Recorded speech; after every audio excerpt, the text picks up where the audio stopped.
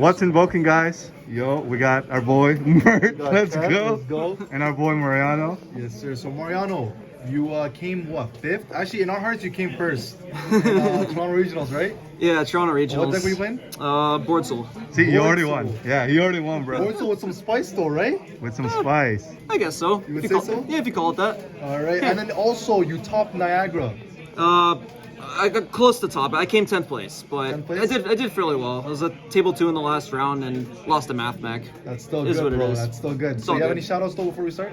Shout outs to the guys filming. We got Yo, MertTCG let's go. and Team Invoker. What's invoking, guys? Shout outs to Josh, who actually won the event. He comes to this locals as well. Where's Shout outs. Josh? He was just here. Yo, Josh. He's over there. Josh. We got the original Josh. winner right there. Josh. Say what up.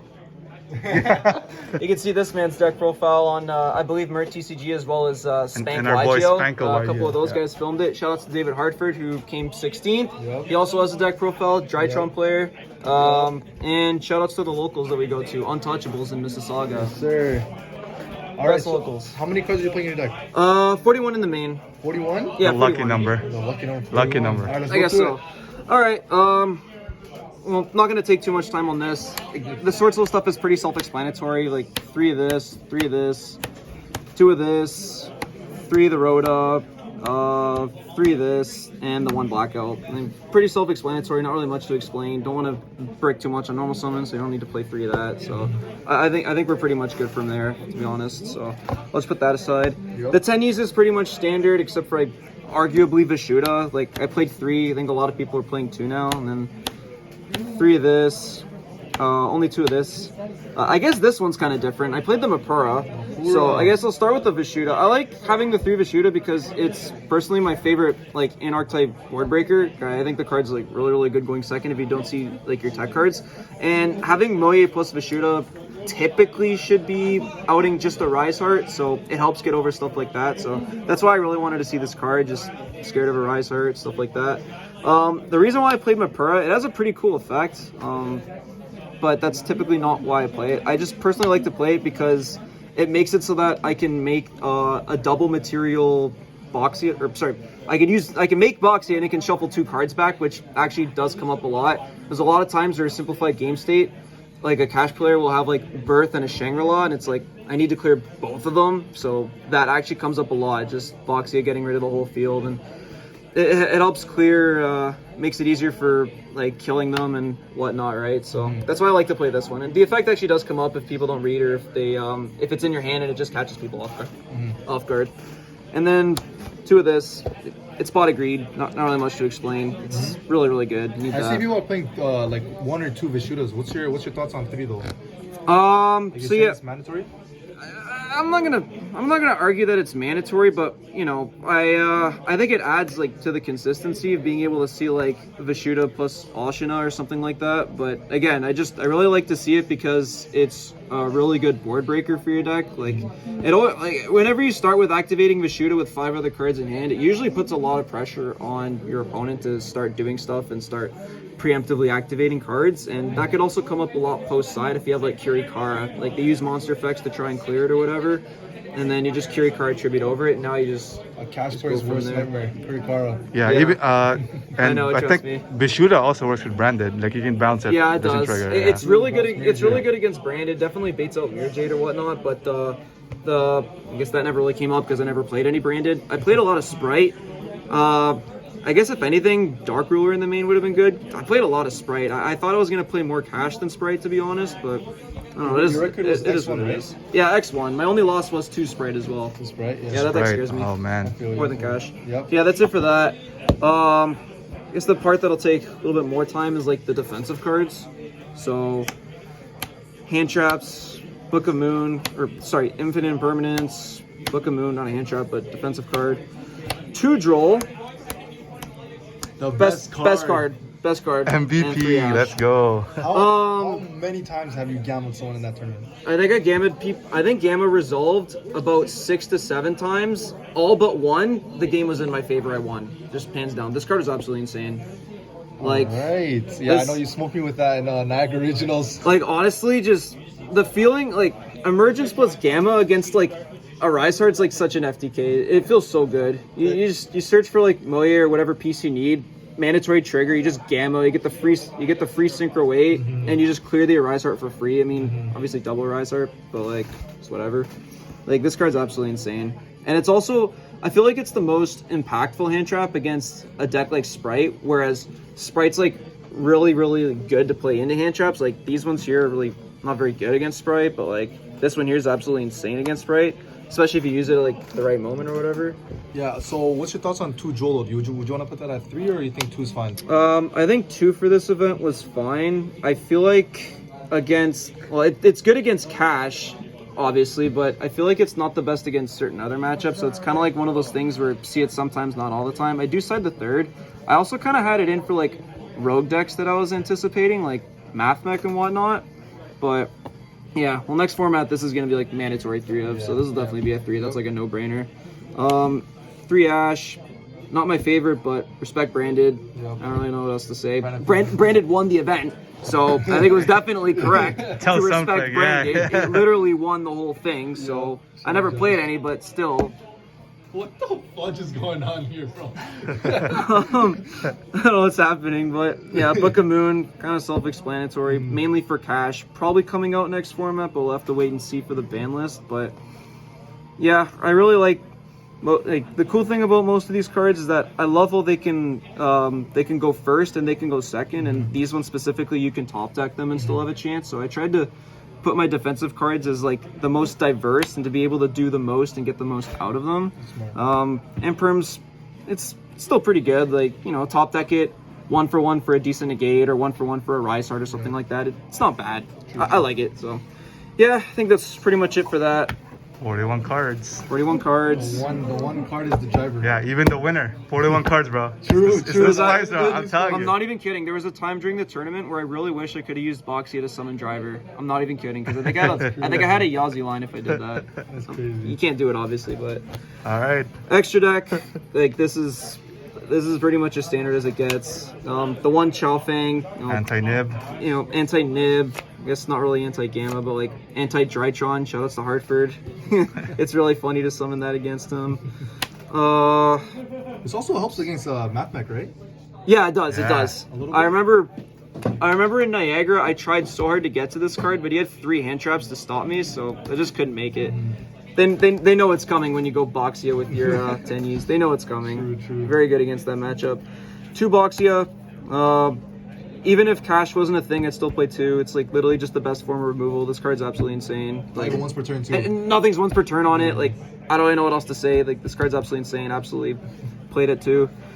2 Grandmaster. I mean, it's pretty standard. First turn and then follow up, right? Like, it's kind of just standard.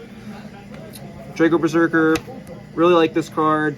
Helps play around stuff like Mole Cricket and helps play around Gamma if you want to play around Gamma. Overall, just a really good card. Helps clear fields. Non-targeting removal also can come up if you have to try to deal with like Dragoons or something like that. So I like this card. The Synchro 10s, pretty standard. Baron, absolutely need it. Mandatory. This one, usually summon it in game 1s. Didn't really summon it too much, but still necessary. It's really good. Cheng Ying, insane. Against Cash, they snipe one or the other, and you just make the other. Yep. Like, they're both really good against that matchup. Pretty standard.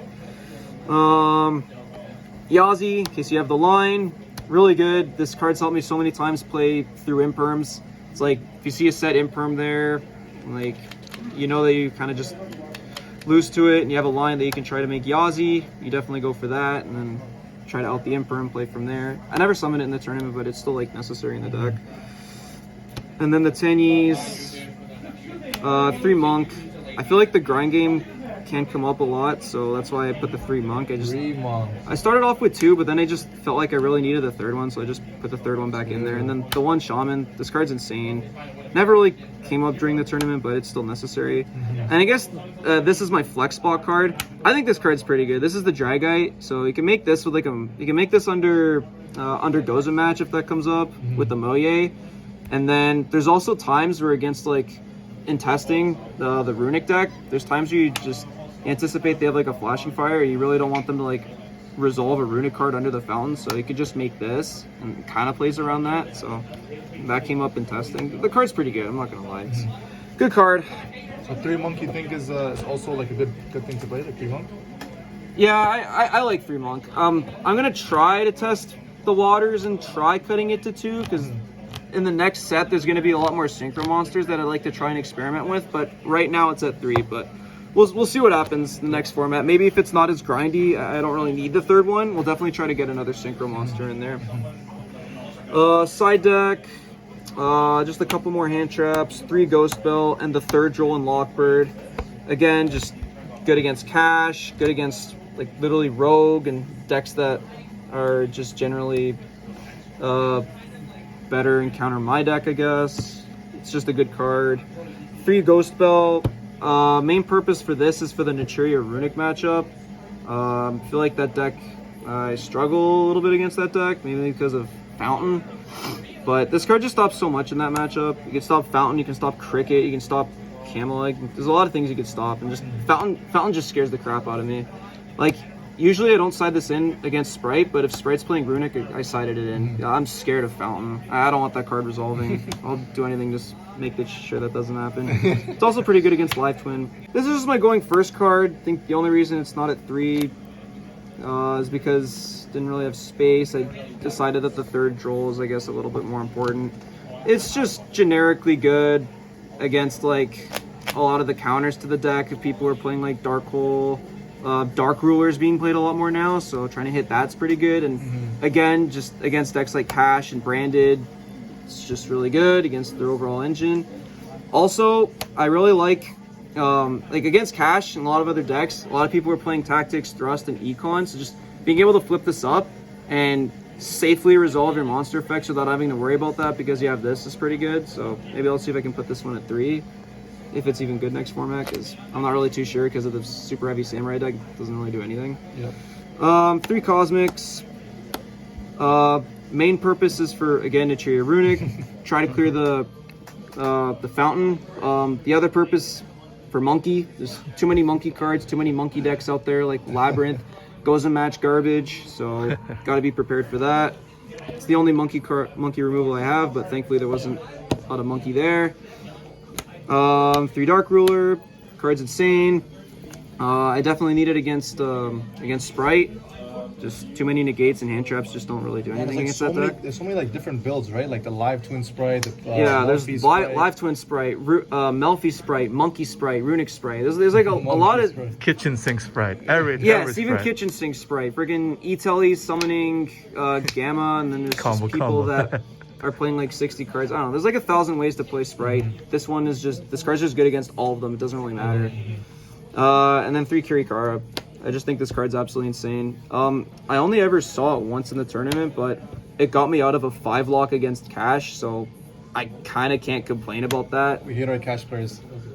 Well, I mean, I was just really... He locked all 5 of my spell zones. I didn't really have any way to stop it, so I asked him, like, do you have anything on standby? I was just praying that he said yes, Shang roll, and I was like, okay, perfect, I just win. They just tribute Shang and then beat over Fenrir, and he has no cards in hand. I just play Yu-Gi-Oh, and that's it. I just play Yu-Gi-Oh, Yu-Gi-Oh, let's go. Holy, that's hilarious. Yeah, really good card. Definitely not going to complain about it.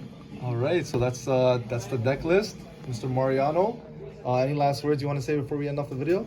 I think I already gave the shout outs. I don't know. Would have been nice to get a deck box. I was on the X1 that came 5th, but absolutely not. That was kind of sad, bro. Like, seriously, not complaining. Like, 5th place, like, I'm absolutely not complaining. There's like 326 people there, and Toronto Regionals is usually a bloodbath, so I'm absolutely fine with it. In our hearts, you came first, though. You're the GOAT.